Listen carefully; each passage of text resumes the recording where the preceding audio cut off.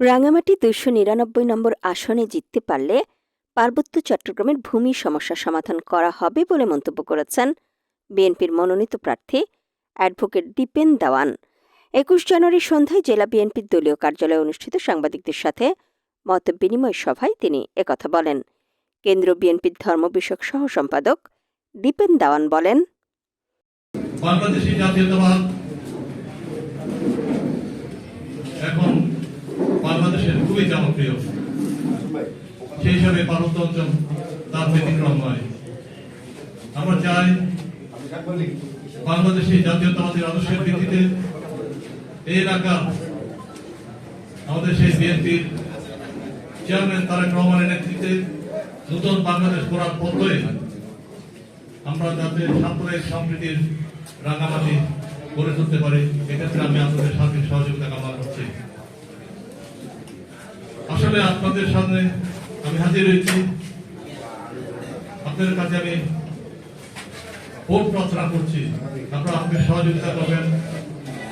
আমি যদি সংসদ সদস্য নির্বাচিত হতে পারি, আপনাদের সাংবাদিকদের সমস্যা সহ আমি এখানে পার্বত্য চট্টগ্রামের অনেক সমস্যা রয়েছে, তার পাশাপাশি সাম্প্রদায়িক সম্প্রীতি সহ শিক্ষা, স্বাস্থ্য, অবকাঠামো উন্নয়ন, দারিদ্র বিমোচন, যুবকদের বেকারত্ব, উদ্যোক্তা বৃদ্ধি, মহিলাদের কর্মসংস্থান সহ পর্যটন, অবকাঠামো উন্নয়ন সব ক্ষেত্রে সার্বিক গুরুত্ব দেওয়া হবে। আমি মনে করি এসব উন্নয়নের মাধ্যমে পার্বত্য চট্টগ্রাম অগ্রগতি, শান্তি, সম্প্রীতির উন্নয়ন হবে। আমি আর বিশেষ কিছু বলতে চাই না, আপনারা আমাকে সহযোগিতা করবেন। আমি আপনাদের কাছে সহজে যাচ্ছি, আপনারা আমাকে সুযোগ্য পরামর্শ দেবেন, যেগুলো আমি ভবিষ্যতে কাজে লাগাতে পারি। সেক্ষেত্রে আমি আপনাদের সবার সার্বিক সহযোগিতা চেয়ে আমার সংক্ষিপ্ত বক্তব্য এখানে শেষ করছি। সবাইকে এখানে আসার জন্য।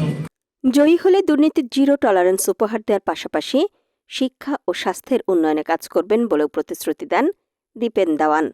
সাংবাদিকদের বিভিন্ন প্রশ্নের জবাবে বিএনপির এই প্রার্থী বলেন, আমি নিজেকে শক্তিশালী প্রার্থী বলছি না, যারা নির্বাচনে অংশ নিয়েছেন তারা সকলেই অনেক শক্তিশালী। আশা করছি একটি অবাধ, সুষ্ঠু এবং অংশগ্রহণমূলক নির্বাচন অনুষ্ঠিত হবে। ক্ষমতায় যেতে পারলে রাঙামাটিকে আধুনিক পর্যটন নগরী গড়ে তোলা হবে।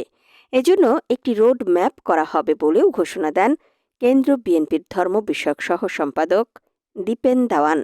এ সময় পার্বত্য চট্টগ্রাম বিষয়ক মন্ত্রণালয়ের সাবেক উপমন্ত্রী মনি স্বপন দাওয়ান, জেলা বিএনপির সভাপতি দীপন তালুকদার দীপু, সহসভাপতি সাইফুল চৌধুরী ভুট্টো, অ্যাডভোকেট সাইফুল ইসলাম পনির, সাধারণ সম্পাদক অ্যাডভোকেট মামুনুর রশিদ মামুন সহ দলের উচ্চ পর্যায়ের নেতৃবৃন্দরা উপস্থিত ছিলেন।